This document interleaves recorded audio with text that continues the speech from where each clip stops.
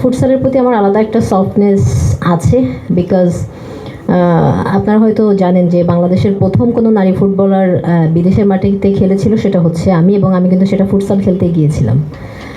So সেটা হচ্ছে আমার জন্য মানে অনেক মেমোরিজের জায়গা ক্রিয়েট করে রাখছে, এবং অবশ্যই যেহেতু নতুন গেম আর দেশের স্বার্থে যাওয়া, সো সেখানে যদি দেশকে রিপ্রেজেন্ট করতে পারি, একটা ভালো পজিশনে নিয়ে যেতে পারি, নেক্সট প্রজন্ম হয়তো তাদের জন্য একটু স্মুথ হবে।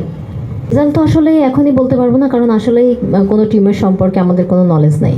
তবে মালদ্বীপ যদি দেখেন, আমি কনফিডেন্টলি বলতে পারি যে ওরা হচ্ছে বেশ এক্সপিরিয়েন্স, এবং ওখানকার মেয়েরা মূলত ফুটসালই খেলে। সো সেদিক দিয়ে আমার কাছে মালদ্বীপ এগিয়ে থাকবে, এবং ইন্ডিয়া হচ্ছে তারা বেশ কিছু কোয়ালিফায়ার্স খেলছে ফুটসালে, তারা অবশ্যই সবসময় স্ট্রং হয়, এবং ওদের পরিকল্পনা সবসময় আগে থেকেই থাকে। এবং বাকি টিমগুলো যারা আছে তারা আমাদের মতোই নতুন, তবে অবশ্যই আমরা যেহেতু 1.5 মাস ধরে ট্রেনিং করেছি, 1 মাসের একটু বেশি, সো সেই জায়গা থেকে আমার মনে হয় যে আমরা ভালো কিছু করব। আমি আশা রাখছি হয়তো এই বছর হবে না, হয়তো সামনের বছর, হয়তো তার পরের বছর, বাট অবশ্যই ইতিহাসটা ক্রিয়েট করেই লক্ষ্যটা পার করব।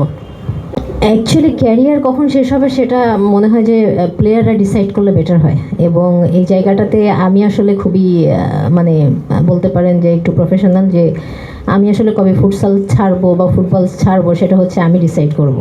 এবং আমি যে ফুটসালে এখনও কমিটেড এরকমও কিন্তু না, যেহেতু হচ্ছে আমি খেলেছি আগে, আমার এক্সপিরিয়েন্স আছে। আমি যদি আমার জন্য যদি দেশের একটু ভালো হয়, বা আমি যদি বাকি মেয়েদেরকে সাপোর্ট দিতে পারি, তাহলে কেন যাব না।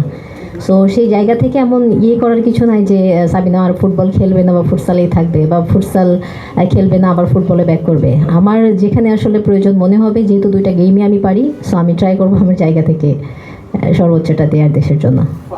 দেশকে রিপ্রেজেন্ট করার মতো ফিলিংস তো আসলে এক্সপ্লেইন করা যায় না, এগুলো হচ্ছে অনেক ডিপ।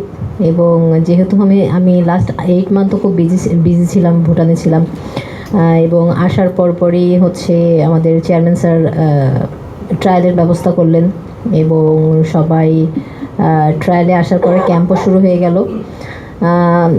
বলতে পারেন যে দেশের পতাকা বুকে নিয়ে নামাটা হচ্ছে অনেক গর্বের বিষয়, এবং সেই জায়গা থেকে আসলে অনেক কি বলে,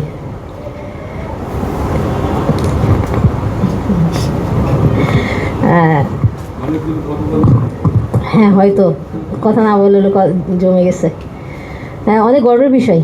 তবে আমাদের আসলে লক্ষ্য থাকবে, সবসময়ই থাকে, এবং প্রত্যেকটা প্লেয়ারেরই হচ্ছে আপনার নেচার যে যে যখনই দেশের জন্য যে কোনো ইভেন্টেই যাক না কেন, তারা হচ্ছে ট্রাই করে তার দেশের জন্য সম্মানটা বয়ে আনার। সো আমাদের লক্ষ্য থাকবে ওটাই।